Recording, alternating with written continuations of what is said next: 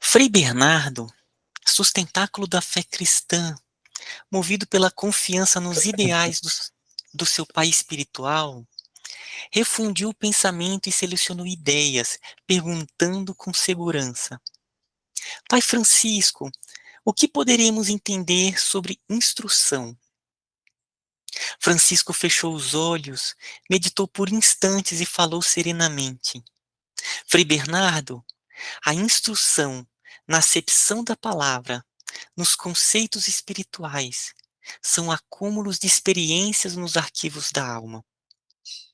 Quem não instrui, não acompanha o progresso, que certamente é força de Deus nos caminhos dos homens. Aprender, meu filho, é grande bênção que nos ajuda a libertar o coração das trevas, pois a instrução repele, senão desfaz a ignorância, ampliando os sentimentos em todos os rumos. Todavia, ela precisa de algo mais do que o saber. Para saber com discernimento, a instrução precisa de disciplina, de analisar com bom senso o emprego da inteligência, que ela não sirva de motivo de escândalo. A instrução nunca deixará de existir. Para quem não conhece, não pode viver o bem. Não obstante, carece de vigilância em as suas apresentações do mundo, que está cheio de sábios, mas de santos. Procura sempre de instruires, meu filho, mas jamais te esqueça das leis naturais e daquele que as fez, que seguirá por bons caminhos. Frei Ângelo, destacando-se pela nobreza de caráter, argumentou com facilidade, interpelando Francisco nestes termos: Pai Francisco, o que poderíamos entender por educação? Francisco respondeu com cordialidade: Educação, meu filho, é, por assim dizer, um tesouro que nasce primeiramente no engedrado ambiente da evolução espiritual. Onde existe ignorância, não pode existir educação. Ela é uma força de Deus no coração do homem, que deve ser despertada por vários meios, e principalmente pela disposição no bem e no respeito aos direitos alheios. No mundo, por vezes confunde-se educação com instrução. São forças paralelas de objetivos idênticos. Para entregar-se o homem à tranquilidade de consciência, a educação precisa da sabedoria. E essa não terá vida nobre sem aquela. Na instrução, a criatura precisa mais de mestres que norteiam seus caminhos e de livros que lhe assegurem as experiências. Na educação, o mestre é o tempo e os livros. Na educação, o mestre é o tempo. E os livros, a natureza que consubstancia todos os valores, entregando-os à consciência. E educar, no sentido de que falamos, é a nossa meta. Mas, primeiramente, devemos educar a nós mesmos, para depois ajudar os outros, pelo exemplo. O mundo e a humanidade têm que passar por milhares e milhares de anos nesse trabalho de se educar e se conscientizar de que o amor é a vida, buscando luz para a alma. No tanto, a educação sem...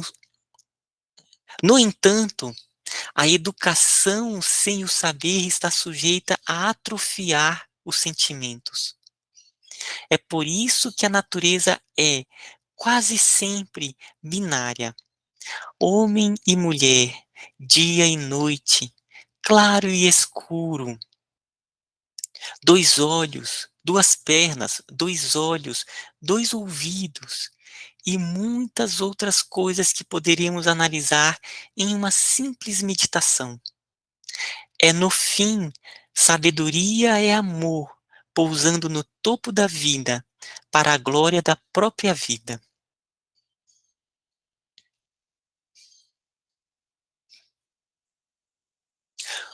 Frei Juníparo, em quem a paciência fez morada, fez sinal com a mão e manifestou com interesse.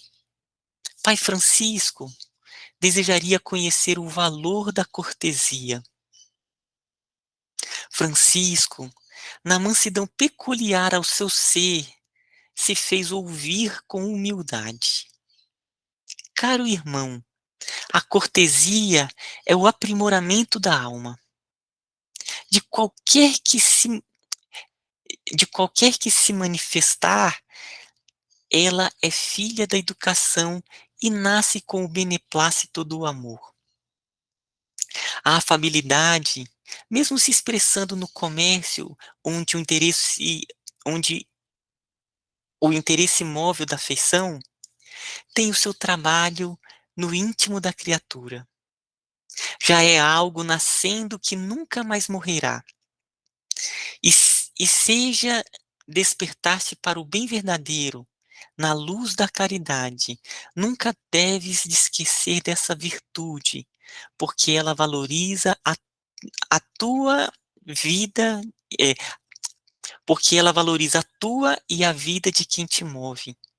Desperta a esperança e constrói a amizade. O homem polido não maltrata, nem injuria, não se esquece do bem e desenvolve sempre a alegria.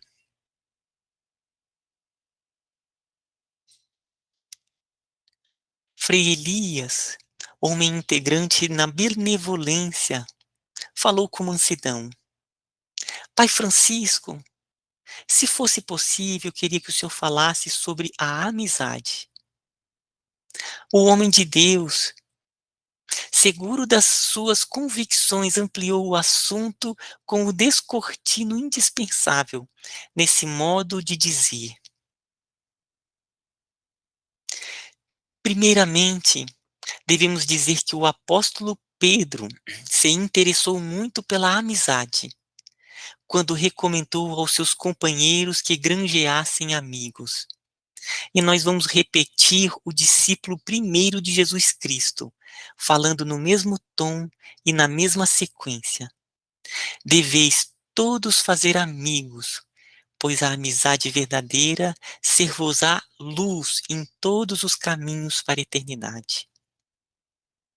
Eis o tesouro de que não devemos nos esquecer em todas as circunstâncias, no momento de falar, na hora de compreender, no instante do trabalho, quando estivermos em casa, nas nossas andanças e mesmo nas orações, porque a amizade é o vínculo onde pode transitar o amor.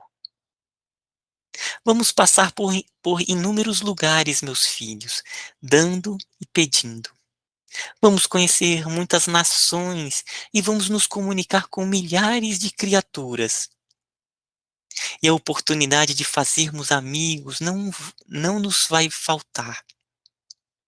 Esse é, pois, o mais belo exercício para compreender o nosso semelhante e ajudá-lo com os nossos recursos, para amanhã essa amizade venha a nos ajudar na divulgação da palavra do Cristo a todas as criaturas de Deus. Fazer amigos é acumular tesouros na eternidade.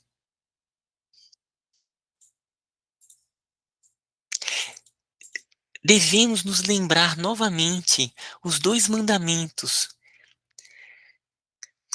sintetizados por Jesus, quando se referia aos 10 recebidos por Moisés no Monte Sinai. Amar a Deus sobre todas as coisas e ao próximo como a nós mesmos.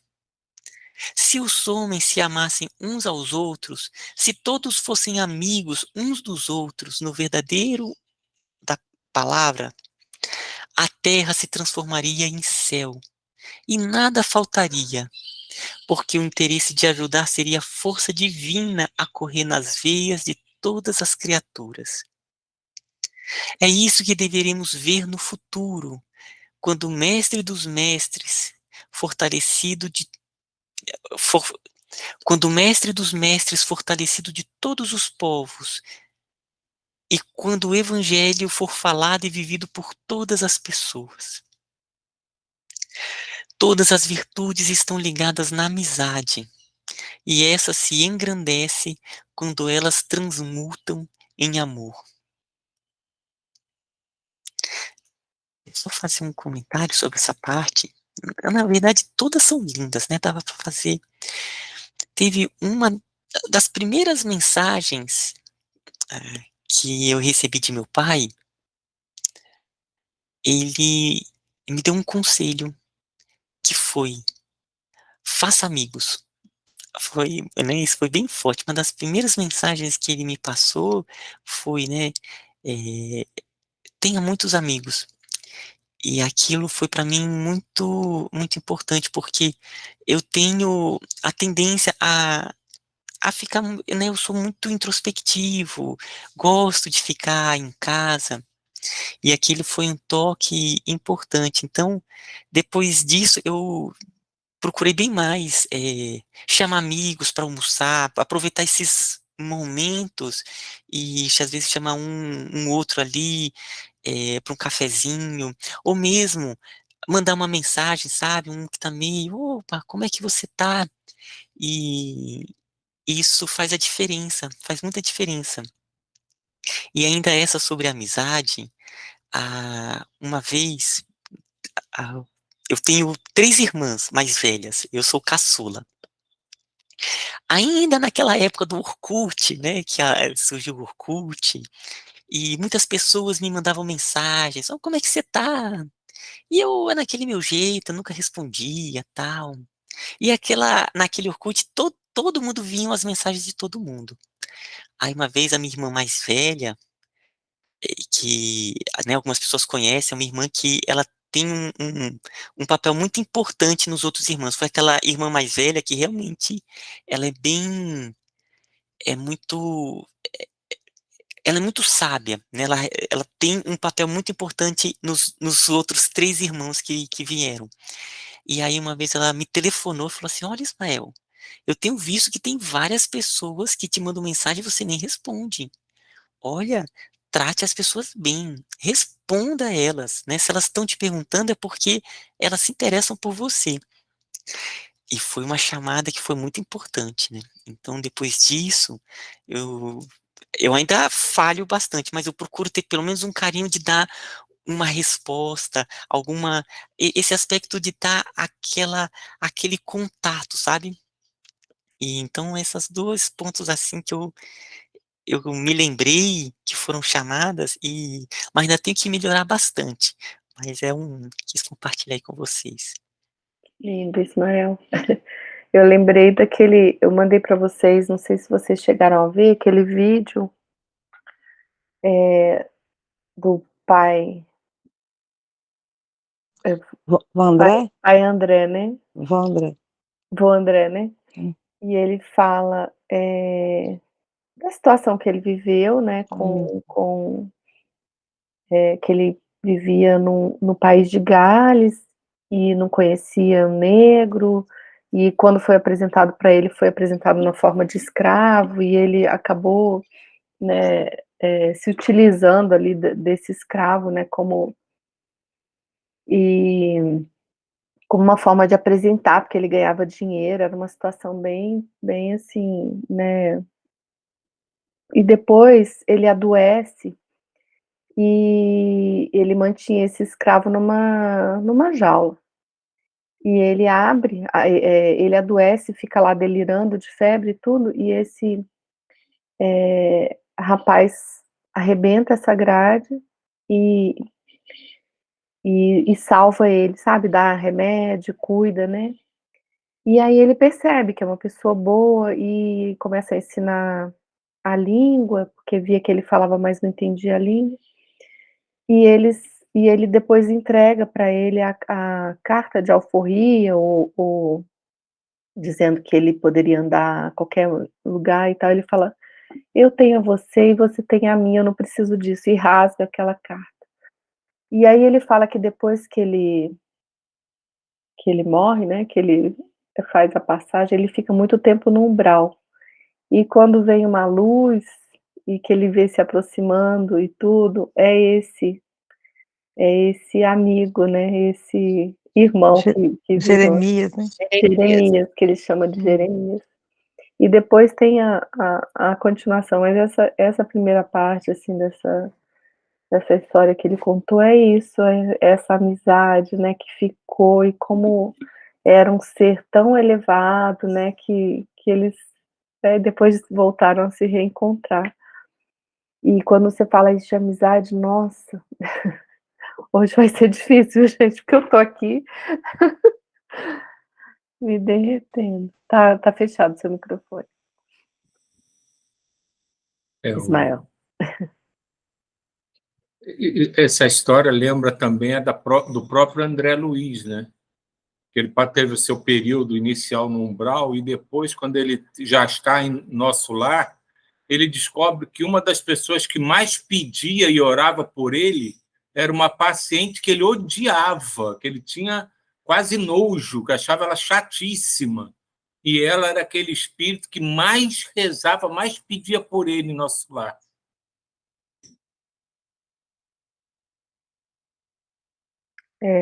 Quando fala da sabedoria aí, a gente lembra, né, me veio muito, eu me impressiono sempre, gente, quando estou no carro, você para e vem uma pessoa, e como eles têm sabedoria, as pessoas mais simples que você encontra na sua vida, são as pessoas mais sábias, né.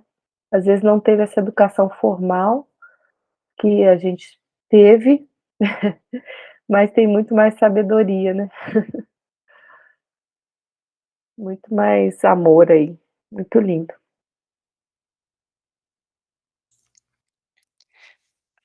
Vou continuar. Gente, eu queria também só compartilhar uma coisa que a Neuza falou, assim, que eu vim pra cá hoje, eu estava com essa energia de Francisco, hoje eu estava com uma vontade de ler, mas aí eu compartilhei aqui, aí eu: "Não, mas eu vou ver se alguém", aí a Neuza falou assim: "Não, você quer ler?"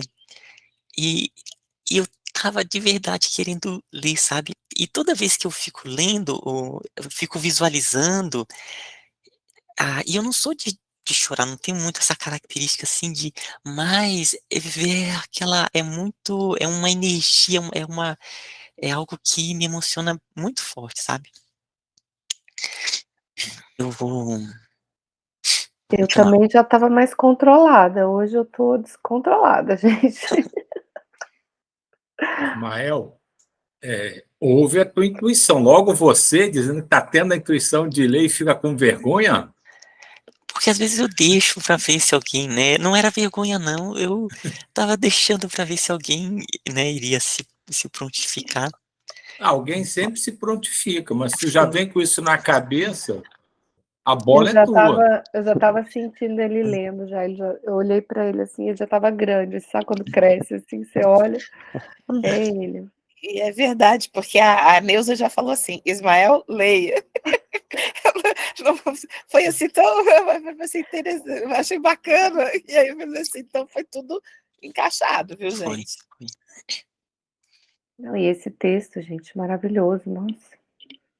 Parece que cada dia, né, a gente lê exatamente o que é necessário. Os livros são impressionantes, todo dia da semana, quando chega, assim, a hora da leitura, vem uma mensagem que é tão apropriada para o que a gente está vivendo, né, muito lindo, muito lindo. Vou continuar aqui essa. O Frei João, amante do trabalho e atenção de primeira grandeza, soltou o verbo na dificuldade de falar, assim se fazendo entender. Pai Francisco, seria bom para todos nós ouvirmos a tua palavra acerca da verdadeira propriedade. Francisco de Assis, com jovial afeição, correu o pensamento no mundo inteiro, nos desequilíbrios financeiros existentes por toda parte.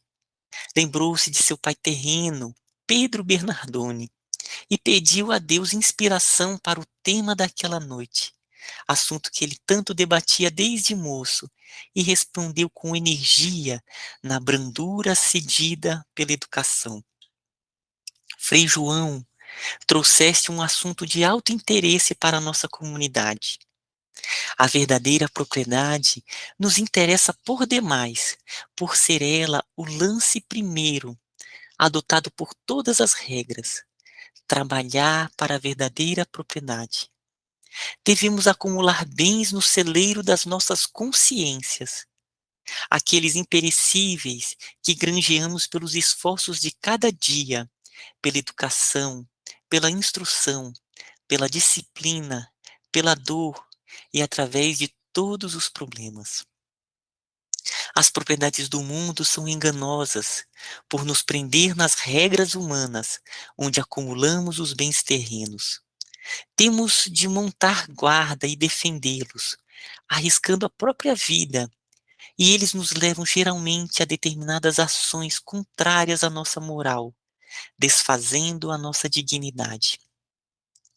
O verdadeiro sábio nada possui para não ficar preso ao ouro. O verdadeiro santo é despido de fortuna para não ser seu escravo. Nessa comunidade onde temos como guia principal nosso Senhor Jesus, haveremos de observar esta regra áurea do desprendimento, para que possamos trabalhar sem vínculo com as coisas do mundo e sermos livres para realizar o programa de Deus. A verdadeira propriedade, meus filhos, é aquela que podemos guardar no coração. São os talentos falados pelo Evangelho e esses os carreguemos conosco por onde andarmos, sem medo de que os ladrões nos roubem, porque são intransferíveis e eternos, irradiando-se do centro da nossa vida. São conquistas que ficarão conosco eternamente pelas bênçãos do nosso Pai Celestial. Não queremos que entendais que estamos desprezando o ouro do mundo. Não devemos, quando chegar ele às nossas mãos, mas devemos, quando chegar ele às nossas mãos, canalizarmos para os devidos lugares, onde for mais necessário. Tudo no lugar certo é bênção de Deus para a felicidade dos homens. A verdadeira propriedade é discernimento, é cordialidade, é saber ouvir, é entender sem ferir, é trabalhar por amor, é falar ajudando, porque os valores de Deus não poderão estacionar na alma, presos no egoísmo. O tesouro do céu aumenta em nós na proporção em que o distribuímos. Tornamos a afirmar com alegria que é dando que recebemos. Eu me lembrei agora do aglomerado de ontem. Não sei porquê, do tanto, né, que a gente tem que transformar essa... E que é, pelo que eu entendi de ontem, esse aglomerado é que a gente está transformando, né, para que é o que fica de verdade também lá dentro, né, hein, Ismael? Eu não sei por que me veio o aglomerado, porque às vezes a gente acha que aqui pelo que eu entendi de aglomerado, veja bem, tem o campo consciência alerta e o aglomerado. E o aglomerado é o que a gente tem que transformar. Seria isso, né, Ismael? É mais ou menos aqueles nossos hábitos que são mais fáceis de serem realizados, aqueles pensamentos. Então, à medida que a gente, nessa parte, né, que a gente dá, então, é como a gente vai criando esse hábito cada vez mais de darmos, de compartilharmos, e vai reconfigurando, e isso acaba atraindo também aquelas frequências mais sublimes. Eu me lembrei do aglomerado agora, como que é isso, né? E independe de... É a gente mudar, né? Trabalhar.